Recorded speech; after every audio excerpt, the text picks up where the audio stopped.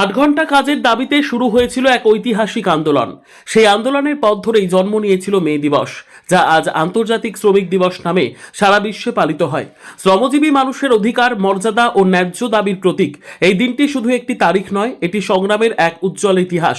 ঊনবিংশ শতাব্দীতে শিল্প বিপ্লবের সময় শ্রমিকদের দিনে 12 থেকে 16 ঘন্টা পর্যন্ত কঠোর পরিশ্রম করতে হতো। কম মজুরি, অমানবিক পরিবেশ এবং বিশ্রামের অভাবে শ্রমিকদের জীবন হয়ে উঠেছিল দুর্বিষহ। এরই প্রতিবাদে শ্রমিকরা দাবি তোলেন 8 ঘন্টা কাজ, 8 ঘন্টা বিশ্রাম, 8 ঘন্টা নিজের ও পরিবারের জন্য। 1886 সালের 1 মে আমেরিকার শিকাগো শহরে লক্ষ লক্ষ শ্রমিক 8 ঘন্টা কর্মদিবসের দাবিতে ধর্মঘট ও বিক্ষোভে সামিল হন।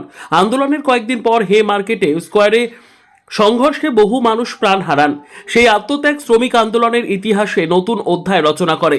পরবর্তীতে 1889 সালে আন্তর্জাতিক সমাজতান্ত্রিক সম্মেলনে 1 মেকে শ্রমিকদের অধিকার রক্ষার দিন হিসেবে ঘোষণা করা হয়। তারপর থেকে বিশ্বের বিভিন্ন দেশে মে দিবস পালিত হয়ে আসছে। মে দিবস আমাদের মনে করিয়ে দেয়, অধিকার কখনো সহজে আসে না, সংগ্রাম করেই তা অর্জন করতে হয়। শ্রমিকের ঘামে গড়ে ওঠে সভ্যতা।